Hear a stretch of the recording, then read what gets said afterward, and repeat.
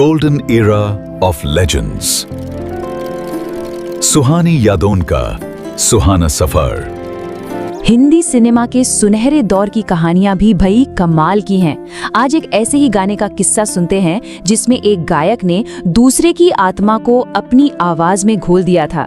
तो चलिए इस बेहद खास और अनसुनी कहानी में उतरते हैं। क्या ये मुमकिन है कि एक गायक दूसरे की रूह को, उसके अंदाज को पूरी तरह अपना ले? अब ये सवाल सुनने में तो बड़ा फिल्मी लगता है ना? लेकिन संगीत के इतिहास में एक ऐसा पल सच में आया था जब इस बात को हकीकत में आजमाया गया। ये कहानी है दो महान गायकों की। एक तरफ थे मोहम्मद रफी साहब और दूसरी तरफ थे तलत महमूद।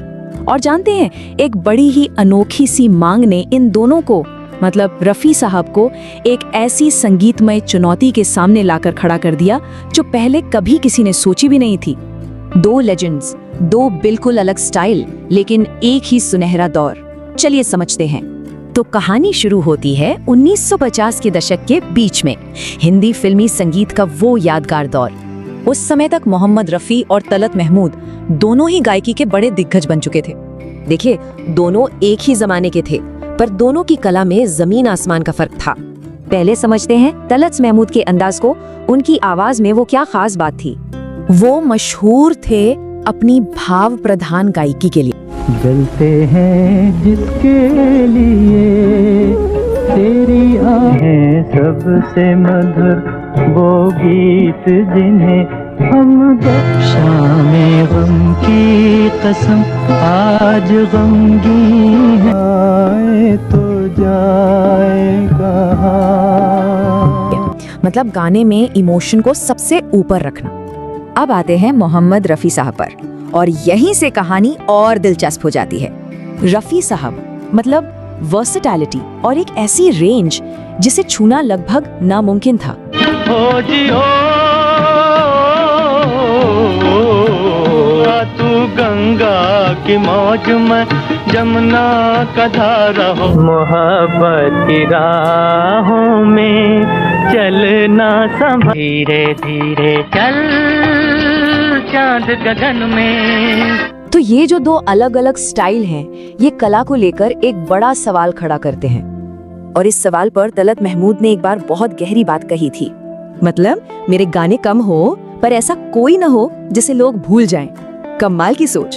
तो देखिए, अमर होने के दो अलग अलग रास्ते, एक अपनी कला में गहराई से, दूसरा रेंज से। तो विरासत के लिए ज्यादा जरूरी क्या है, एक स्टाइल में परफेक्शन या हर स्टाइल में महारत? हाँ, तो अक्सर हम सोचते हैं कि बड़ी कहानियों की शुरुआत किसी बड़ी शानदार जगह से होती है, पर ये असाधारण कहानी किसी ग्रैंड फिल्म से नहीं, बल्कि 1958 यानी 1958 की एक बी ग्रेड मसाला फिल्म से शुरू हुई थी। तो बात है 1958 की फिल्म जिम्बो की। अब इस कहानी को ठीक से समझने के लिए हमें उस दौर के संगीत की दुनिया में झांकना होगा, क्योंकि इस कहानी की सारी जड़ें वही हैं। उस समय देखिए, संगीत की दुनिया में ना एक बड़ा दिलचस्प बदलाव आ रहा था। एक तरफ थे तलत महमूद साहब, जो अपनी मखमली रेशमी आवाज के लिए जाने जाते थे, वो एक स्थापित सितारे थे। और दूसरी तरफ मोहम्मद रफी साहब का सितारा तेजी से बुलंद हो रहा था। हालांकि तलत साहब के चाहने वाले तब भी बहुत थे, पर हवा का रुख साफ साफ बदल रहा था। इसको ना ऐसे समझिए, रफी साहब एक बहुरूपिया की तरह थे। वो किसी भी हीरो की आवाज बन सकते थे, दिलीप कुमार से लेके जॉनी वॉकर तक। वहीं तलत साहब का अंदाज, वो अंदाज ही उनकी पहचान था। एक ऐसी गायकी जिसे कोई और अपना ही नहीं सकता था। वही गीत में तेरे लिए। तो एक थे हरफन मौला और दूसरे अपने फन के बेताज बादशाह। और बस इसी माहौल में कहानी में एक ऐसा मोड़ आता है जिसके बारे में किसी ने सोचा भी नहीं था। एक ऐसी अजीबो गरीब मांग सामने रखी गई जिसने संगीत के सारे नियम कायदों को जैसे चुनौती दे दी। हुआ ये कि फिल्म जिम्बो के जो डायरेक्टर थे होमी वाडिया, वो तलत महमूद साहब की आवाज के बहुत बड़े दीवाने थे। और उनकी यही दीवानगी एक ऐसे अनोखे संगीतमय प्रयोग की वजह बनी जिसके बारे में आज भी बातें होती हैं। होमी वाडिया जी पहुंचे संगीतकार चित्रगुप्त के पास और एक बड़ी ही अजीब मांग रख दी।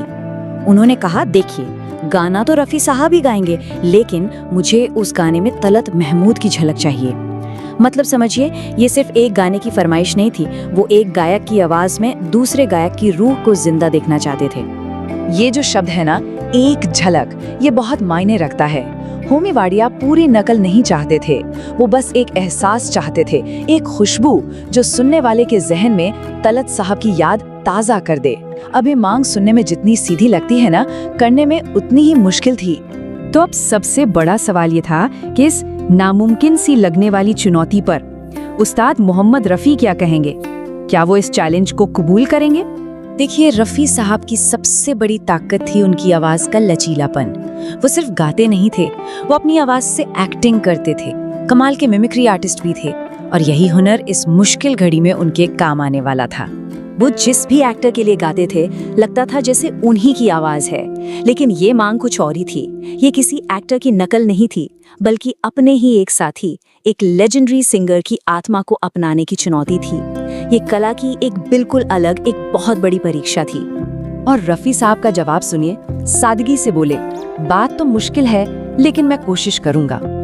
इन चंद शब्दों में उनकी विनम्रता भी झलकती है और अपनी कला पर उनका अटूट विश्वास भी। और फिर वो दिन आया, रफ़ी साहब माइक के सामने खड़े हुए, रिकॉर्डिंग शुरू हुई, और जो जादू बिखरा ना, उसने तो जैसे इतिहास ही बना दिया।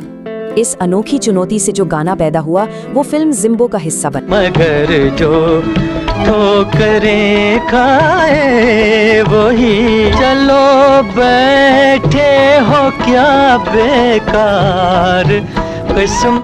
और आज वो रफ़ी साहब के गाए हजारों गानों के समंदर में एक अनमोल मोती की तरह चमकता है। वो गाना था दिल जिसे ढूंढे। जब इस गाने को सुना जाता है तो एक अजीब सा, एक कमाल का एहसास होता है।